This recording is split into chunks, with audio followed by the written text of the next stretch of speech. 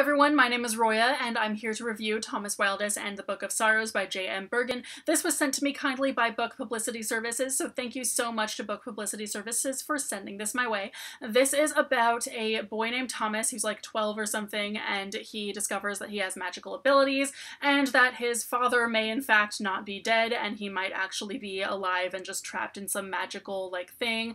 And it turns out that he's the only one who could potentially free his father. So this book, I gave it 3 stars, and I think that was a little bit generous just because it's a middle grade book and I'm not the proper audience necessarily, so I didn't really want to give it like 2 stars without taking it into account what a middle grade reader might enjoy more than I did about this. But essentially the big thing, like one big thing, is that the book took forever to get going. The first half of the book is just about normal things that have nothing to do with the rest of the plot. Once we do get into the actual plot, there are a lot of things that the characters do that doesn't make any sense for them to do in different situations. Like, for instance, before Thomas figures out what is going on, the people who are essentially the good guys kidnap him and take him somewhere else, and there's no reason why they needed to do that. They could literally have just explained to him there everything that's going on. And then also there's a whole lot of talk about this villain character who is actually not even introduced until the very end of the book, and they're all concerned about like he overhears the good guys saying, oh, we need to like find him before the bad guy gets a hold of him and like basically gains his trust instead of us gaining his trust, blah blah blah. And like, first of all, hey, you kidnapped him, why do you think he's gonna trust you? And second of all, the book would have been a lot better if he had actually met the villain beforehand and started trusting him or something, and then found out that, oh, plot twist, the people he thought were like bad are actually the good guys, blah blah blah. So the fact that we didn't even meet the villain at all until the very end of the book just made no sense, and that just seemed really weird. And then another thing too is how people of color are portrayed in this book.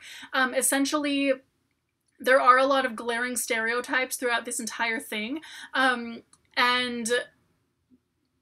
a lot of them I didn't even really notice. I just kind of noticed some of them, and then when I checked out some other people's reviews on Goodreads, I saw that they had named some of the things I noticed, plus other things even. We do have a Latinx best friend who, I mean, I didn't notice any of the Latinx like stereotypes at all, but there are some other Goodreads reviews kind of calling those out.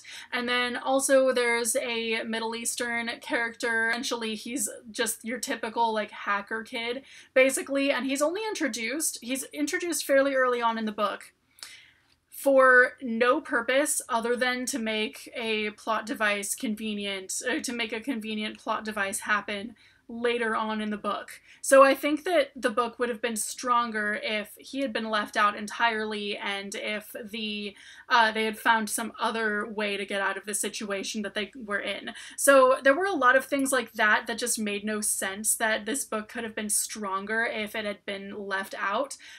So there was just a lot of that, and it made no sense, little to no sense.